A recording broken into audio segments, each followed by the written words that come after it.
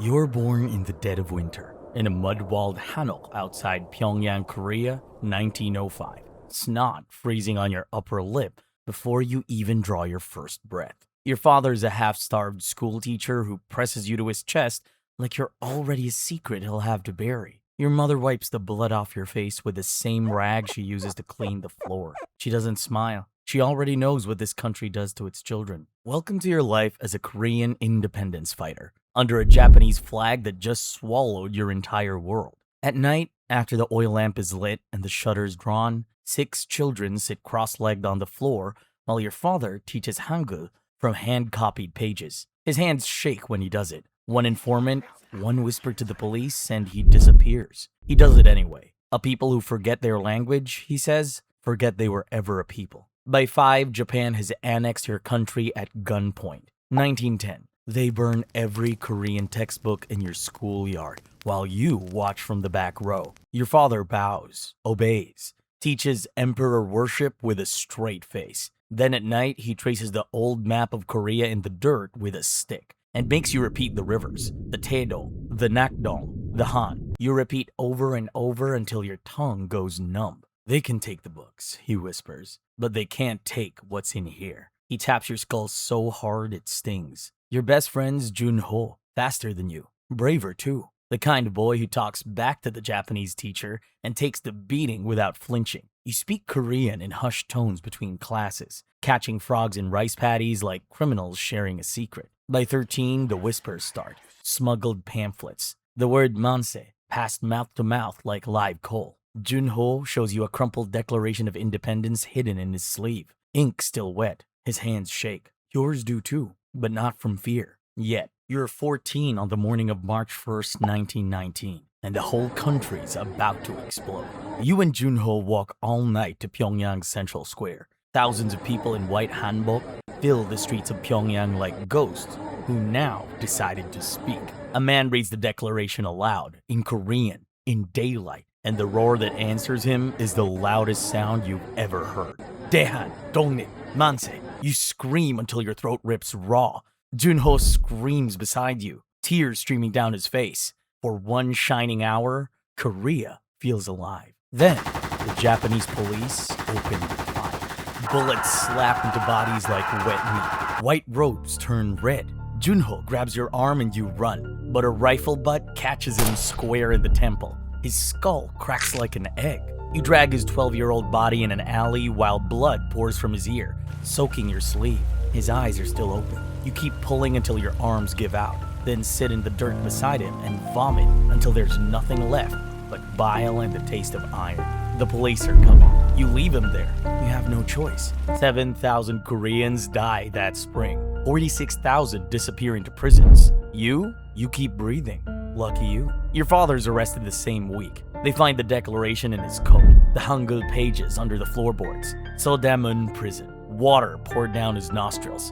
Fingernails pulled. They break the hands that wrote those lessons. He told them nothing. He dies 6 months later. Body comes back in a sealed box. Your mother buries him behind the house, beside the persimmon tree he planted the year you were born. She doesn't cry at the funeral. 3 weeks later, you hear her through the wall, mending his coat in the dark. The sound doesn't stop. You're 14. You run. What else is there to do? You cross into Manchuria with nothing but the clothes on your back. A contact in the north gets you to an Independence Army camp. 200 fighters in canvas tents beside the Tumen River. You're the youngest. You carry ammunition, dig latrines, learn to strip a rifle blindfolded. By 15, the cold has stopped feeling like cold. It just feels like Korea. Then, Chongsanri, October 1920. 6 days of fighting across the mountains. Outnumbered, outgunned, surviving on frozen millet. And you kill your first man at close range.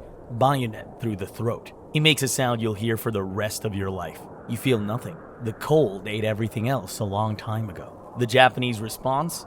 Burn every Korean village across the border. Houses, schools, churches, erased. The army scatters. Factions turn on each other. You bury friends under pine trees, marking graves with rocks the next winter will scatter. Some independence movement can't even stop killing its own. You drift south. In Shanghai, you find the Korean Provisional Government. 20 broke exiles in a freezing attic, printing treason on a single stolen mimeograph machine. Glamorous, right? You sleep on the floor, eat one bowl of rice split 5 ways, learn to forge Japanese travel papers by candlelight until your eyes bleed. Then one night, you meet her, Suyeon. She's a typesetter, can set Hangul faster than anyone alive, and always counts the exits in every room she enters. Her father was bayoneted in the March 1st crackdown. She looks at you like she already knows you're going to die young, and sits down across from you anyway. Something about shared grief recognizing itself. You're 17 when you marry her in a back room with 2 witnesses and a borrowed ring. No feast, no music, just 2 broken people promising each other a country that might never exist. Romance in the resistance. Very cinematic. Very hungry. The next decade grinds you down. You follow a government without a country as it flees across China, Shanghai, Hangzhou, Nanjing, Changsha, hauling a printing press on a handcart, like the world's most depressing road trip. You're 27 when Minjun is born in 1932 in a rented room in Shanghai. He has Junho's ears, round and slightly too big for his head. And the first time you notice, something catches in your throat that won't go down for days. In Nanjing, a man you've shared a room with for 3 years defects to the Japanese, takes the safe house list with him. 6 people disappear overnight. You and Suyeon pack in the dark, again. Press on the handcart, again. Your son balanced on top of the luggage, because there's nowhere else to put him. 1939. The Japanese decree every Korean must take a Japanese name. Your clan name, 20 generations deep, surrendered. Just like that. Back home, your mother refuses to change your name. You fold the news into the pouch with your father's Hangul pages, the same ones she packed in your bag 20 years ago. That night, Suyeon holds your hand until the stars shift. She doesn't say it'll be all right. She's too smart for that. The Korean Liberation Army forms in 1940. You're too broken for frontline combat, so you teach. Same lessons your father whispered by lamplight. Same rivers, same names. Some nights you hear his voice coming out of your mouth and have to stop mid-sentence. The students think you're pausing for dramatic effect. You're pausing because the dead keep borrowing your throat. You're 37 when the raid comes in winter, 1942. You're leading a weapons smuggling cell across the border when a traitor sells you out. Someone you shared rice with. Someone who knew the route because you trusted him. The Japanese catch you at a river crossing. You kill 2 before a rifle butt caves in the side of your head. They take you to Sodamun prison, the same prison that killed your father. Same walls, same smell. Damp stone and rust, and something human you don't want to name. The cell is 3 paces by 2. They shove you into the standing coffin, a narrow wooden box lined with nails, too tight to sit, too short to stand. They pour icy water down your nose until your lungs scream and you black out. When you come to, there's a man screaming in the next cell. He sounds exactly like Junho. Everything comes back eventually. Word reaches you inside the cell. Months in, your mother died alone in 1943, under the persimmon tree, still using the name her father gave her. Nobody left to bury her next to your father. You're still in the standing coffin when you find out. There's nowhere to put it. They keep at you, but you give them nothing. Not the names, not the routes, not the safe houses. Just the same words you've been carrying since you were 14. Dehan, Dongnip, Manse. They keep asking. You keep answering. The words don't change.